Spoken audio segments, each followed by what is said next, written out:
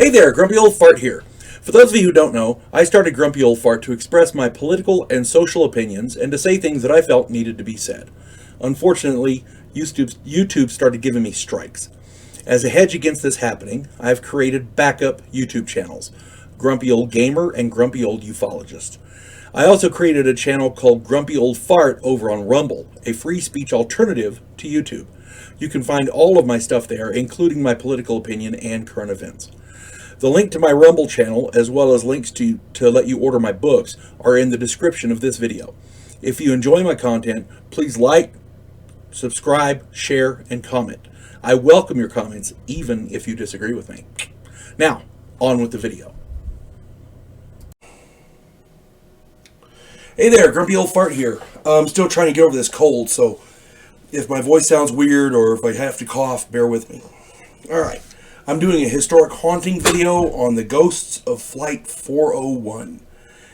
This was the title of a movie back in the day. I found out the movie was based in reality. On December 29th, 1972, at 11:40 p.m. roughly, Eastern Airlines Flight 401 crashed into the Florida Everglades. The crash was caused primarily by human error, officially. But the truth is that a series of stupid little events all culminated in the airliner descending slowly and unnoticed in the dark until it was too late. The airplane was descending slowly and it was dark outside, so the pilot, nobody on board noticed until it was too late. Flight 401 was a Lockheed Model L-1011 out of JFK Airport in New York. The crash claimed 101 lives and left 75 survivors. The crew was exceptionally experienced, thousands and thousands of flight hours. The pilot was Robert Bob Loft. The co-pilot or first officer was Albert Stockstill. The second officer was Don Repo. The engineer on board, he wasn't actually officially part of the crew. He was just catching a ride. His name was Angelo Donato. Evidently, a landing gear indicator was burnt out. The light bulb was burned, and they could not verify the nose gear was down and locked.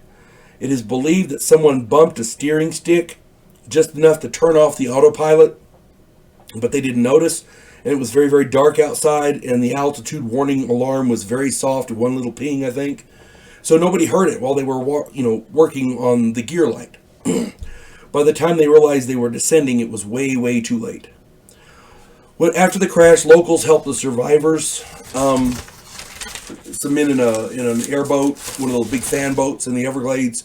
They were out catching frogs and stuff, so they were helping the survivors.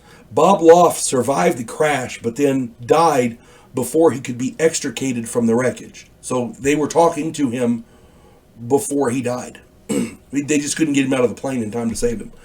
Stockstill died on impact. Repo and Donadio were airlifted to hospital. Repo died later on. Donadio made a full recovery. That was tragic. That was a ridiculous, tragic crash that should have never happened.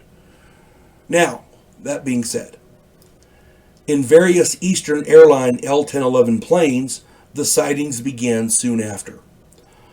The occult presence was felt by different flight attendants in the galley. A white misty ball which morphed into a face with glasses was seen in the galley. A flight attendant noted an extra passenger dressed in an Eastern Airlines captain's uniform. The captain seemed catatonic when asked questions. The captain was recognized as Bob Loft before he just disappeared right in front of everyone. These sightings occurred many times on many various different aircraft. It was all the Eastern Airlines L-1011s, but it was different aircraft. One first-class passenger became hysterical when an Eastern Airlines officer sitting next to her disappeared. He was sitting there, she said something to him, and he just disappeared right in front of her. She was hysterical. And this was in first class. Many sightings reported Don Repo warning of problems with the planes. Several times, male voices gave announcements over the PA systems. At one point, Don Repo told one flight engineer that there would never be another crash of an L-1011. At one point, a mechanic was handed a wrench by an unseen hand. There was nobody with him, and somebody handed him a wrench. It was crazy. As it turns out, parts from the crashed Flight 401 were used on other Eastern Airlines L-1011s. And this is pretty regularly done. The parts were non-structural. They were in good working order. They worked fine. There was no issue with the parts themselves. And this is a common thing when you have parts that are used in different, you have spare parts, you use them in the planes. It saves the company money. This is a fairly common practice.